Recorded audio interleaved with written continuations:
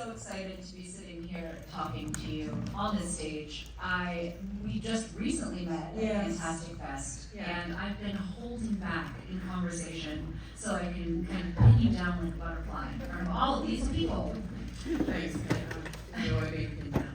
Okay, so the first question, we're gonna go, if you don't know, it is the 10th anniversary of the Babadook.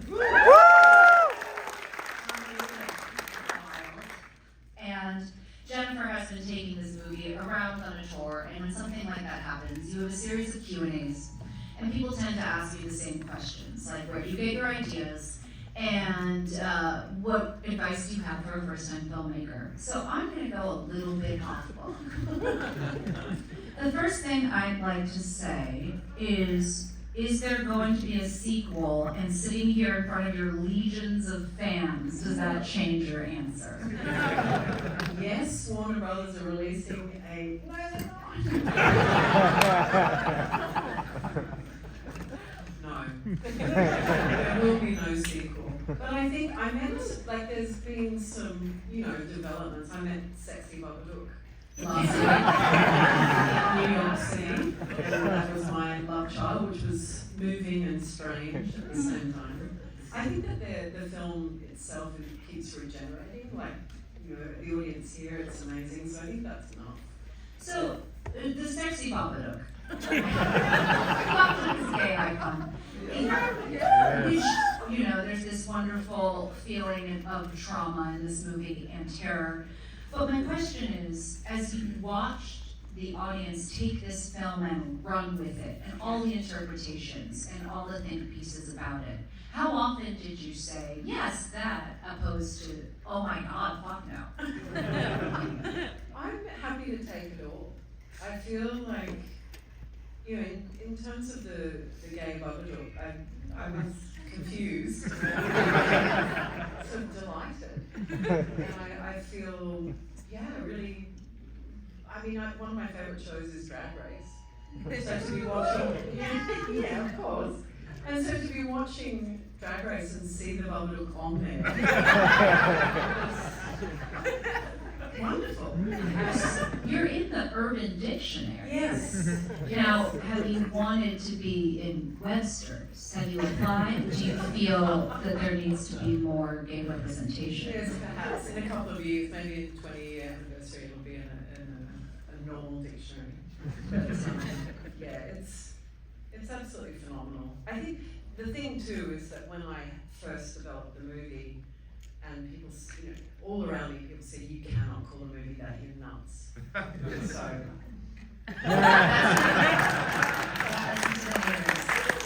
Did you get a lot of no's when you were taking out this idea? Oh yeah. Do you have a particular executive you want us all to dox? I've already done it because we had, like, Screen Australia, there was there was a lot of arrogance that you can't, horror is just trash. And so they weren't really keen to finance it. But then when the film won a series of Australian Academy Awards, they all came up at the ceremony. But, I think a lot of films can be hard to make. I don't think it's just horror. I think for anyone about to make their first feature, I think that you can experience a lot of no's, and it's just part of it. Are you a person who takes the no's as a challenge, or you just ignore them? What do you do with a no that you can't shake?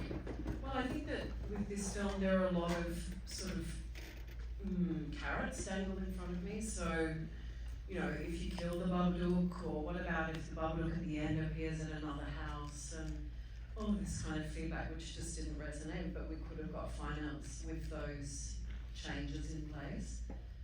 But I just feel so particular about an idea, and I think it's my job to really protect that idea. So I just kept saying no until Elon said, this is great, let's do it. Now, at the end, do you think the Babadook has been captured or caretaken?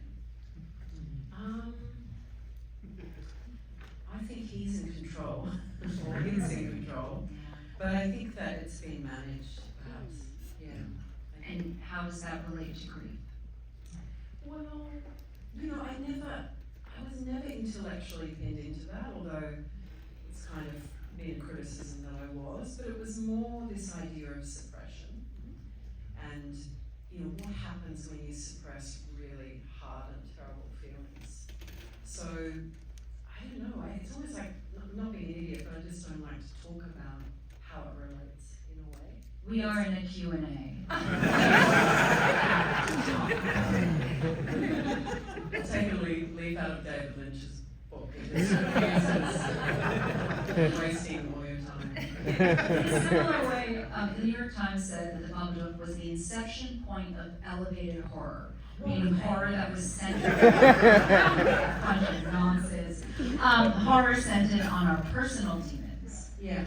And it really changed the landscape for things like Hereditary and other external expressions of our internal struggle. Would you like to apologize to the filmmakers who prefer to have women running naked through the forest? I think there is still plenty of room for boobs and women running away from very slow. I do love that stuff.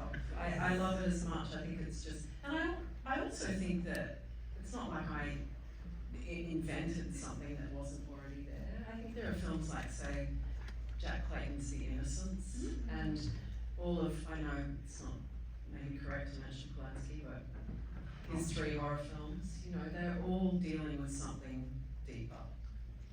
And there are many other films that we could mention, so yeah, it's just about maybe rediscovering a tradition that already existed. And in terms of rediscovering, as you took this movie around the country, what have you rediscovered about the movie? How has this tour changed your relationship to the film? I mean, I was, to be honest, quite hesitant to do this, because I've got my head in a number of Did they pay you a lot of money?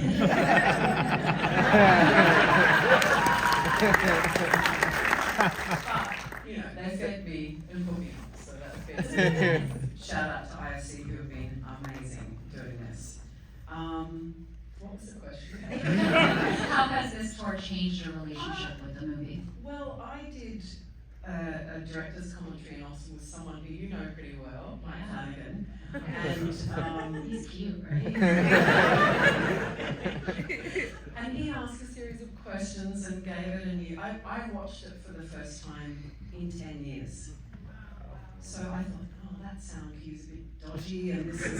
But apart from that, there were scenes that I thought, like there was one scene with Essie or Amelia waking up and seeing Sam bloodied and stabbed, and then the knife in her hand, and I thought, that's pretty good. I was actually quite creeped out myself. So things that I was looking at that I thought, who did this? Oh, I did this. Or we did this. Get through. So yeah, it has changed. I feel a fondness for it. Do you remember a particular scene or scare that gave you a ton of trouble in the edit, trying to build something or wrestle a demon? I had, for those of you who are in Nightingale, I had one in Nightingale that was just, you know, it came out of not blaming the producers, but they said, we've only got this much time to shoot it, and we didn't have time to rehearse it. And then it took like a week in the edit to fix it. So it's a bad idea, false economy to not rehearse something you need to rehearse. Babadook, I'm sure everything was difficult. Yeah. Because when you haven't directed a film, you think, will this finish? You know, will this be a finished film? So I think everything was just new. Everything was the first time. Did you find yourself more in a battle with time or money? Time, because in Australia you can have small crews, so we were able to stretch out the money. How much of your crew was made up of actual spiders? They're large. There were cockroaches. Yes, there were cockroaches that we introduced to the Adelaide studios. And I think they're probably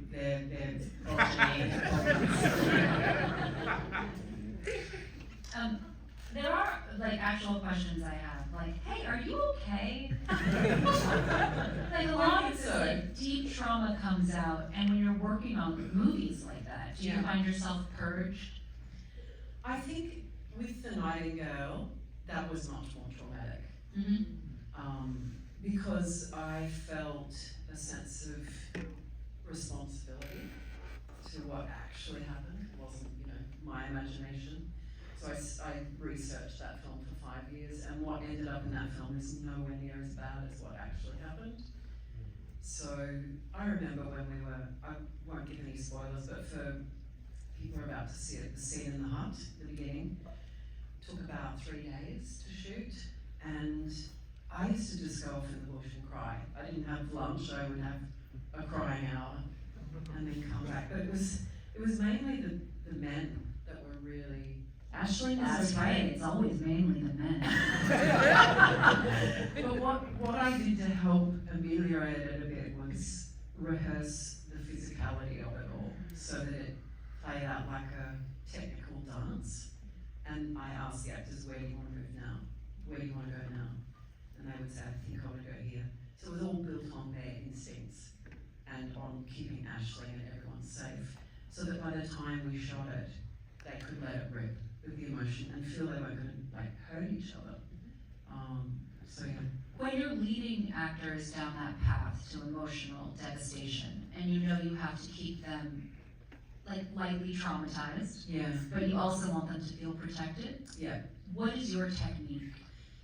It changes, because all actors are different, as you know. Some are more intellectual, some want to just feel things, some see images when they're acting. And it was with mainly Ashley and Sam and the Nightingale, I developed, just on instinct in rehearsal, I developed this physical touch that they had. There were 3 stages. The first one was inappropriate touching, the second one was assault, and the third was the R word. And whenever they needed to prepare for a scene, they just went into these hand movements, which are very respectful and not invasive or inappropriate. And Ashley would immediately burst into tears, or Sam's physicality would change without endangering each other. So that worked a treat. Sometimes you just got to try and see what works.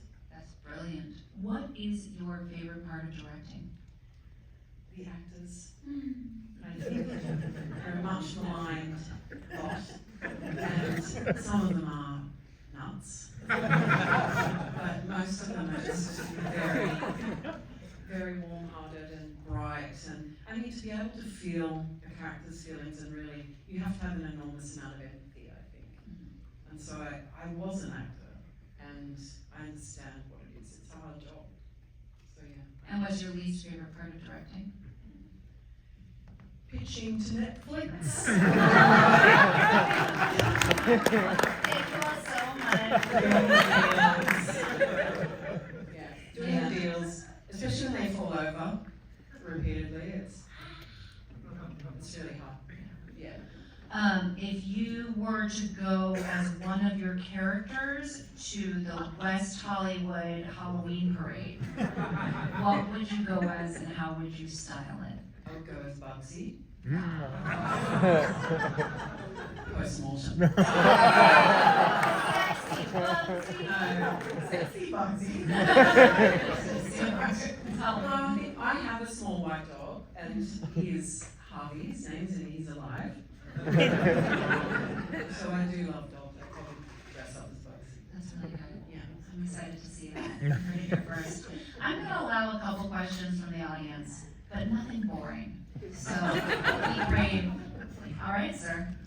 Hi, thank you for coming. I love the film. Being recommended this film to all the horror fans that I know. Brilliant. So yeah, I just want to ask you, as a director too, how was the whole process of the performance with the kid? Because it's, and also if you can talk about her too, the performance, to bring that performance from both of them is amazing, especially for the kid, since he's so young. 5. Wow. When we auditioned, he turned 6, in rehearsals, I think. But he was very special to begin with. We auditioned maybe, I think it was 600 or 700 kids. Wow. And I looked at about 200 of them, and it's I'm gonna kill myself. But it's very, very rare to have someone with that natural ability, which he had. And then I made sure that he was front and centre in his own performance. So I took him to the zoo and I told him the story of the Babadook, like the G-rated. And then I remember saying to him, so Sam is the hero of this story. And he was like, yes! Oh my God. He was really excited by that. And I said, can you imagine what it would be like if your mother never listened to you? And he was really enraged and upset. So he was very empathetic. And I think it helped his mother's a child psychologist. And so she was very supportive of the film. She read it and she got it. And it was just perfect. You know, I mean, when I say that, he had an attention span of maybe 3 seconds. So, you know, but I just worked with him, and at the end when we wrapped him, he looked sort of confused, and then he jumped into my arms and he said, "It's not over, is it?" So he really loved the experience, and I'm very proud of that because that could have easily traumatized a 5-6-year-old child. Wow. I also do that at the wrap of movies. Thank you. Right, Jack. Between the first draft of the movie and the last draft, what was the thing that kind of changed the most? What were things you discovered in the process? Yeah, I'm a Virgo, so I tend to be quite particular about script preparation. So I will prepare a script until when the first time I write it, I'm not saying it's perfect, but it doesn't change an awful lot between first draft and I think, you know, there was like tweaks, there's like 4 drafts. So that's just the way I work. I do a very sort of particular outline where it's almost like a novel. So I'll write up each scene as if I was writing a novel. And then I don't have to worry about dialogue because I already know these characters by the time I get to the script. It's just, I trust it. And then the writing of the script's very quick. Do they stay in your head? Do you still have the voices in your head of all your characters? No, Oh. I don't. Sometimes I think, oh, that was a good one. Yeah. When I watch Babadook, and then, but yeah, I don't remember Do it. you work on many scripts at the same time, or do No, you- I can't do that. No, one sort of has my heart, and then that's it until I finish it. Serial monogamist. Yes. Let's see, in the back there with the mask. Deeply fascinated by the depiction of motherhood as both like the burden of motherhood, the joy of motherhood, the danger of motherhood, when she Yeah. screams, "I am your mother." It's terrifying. Yeah. And I just wondered if you could speak a little bit about your thoughts on motherhood and what went into this. I mean, I just passed on it, I had the most amazing mother. It was just nothing like.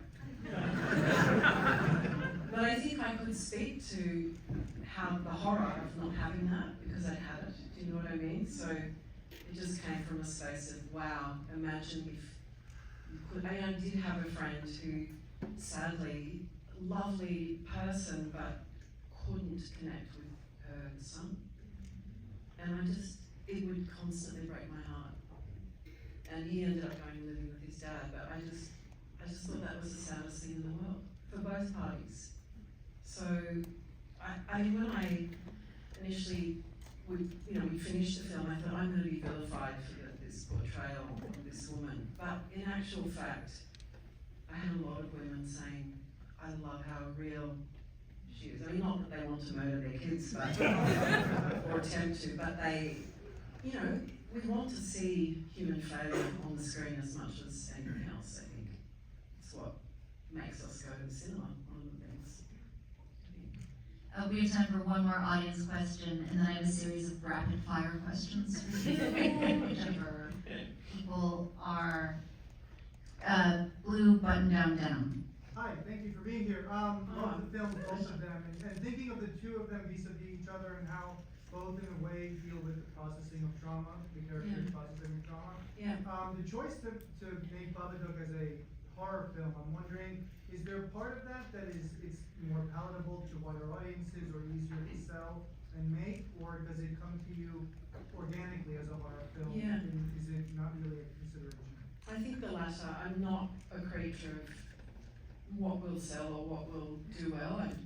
You know, if I was, I would have made a Marvel film. But I think that it just didn't sit in a drama. I think that the emotions of grief often, like it was, I've mentioned this before, but C.S. Lewis said, no one told me that grief felt so much like fear. And I think anyone who's grieved the loss of someone they love, you know, it's that thing of waking up and going, life, that loss sort of hits you. And I think it is somehow terrifying to face it, especially in this case where the loss is traumatic and violent, and then, you know, she's had to give birth. So there's been no time, and there was just no other platform that felt right. So yeah. Well, I just have a couple of quick questions.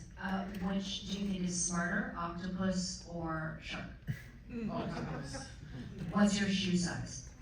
9.5. And is there something in your house that you want to throw away but can't? I'm pretty good at throwing things away. Do you brush your teeth twice a day? I do, and floss. Great. Do you follow a skincare routine?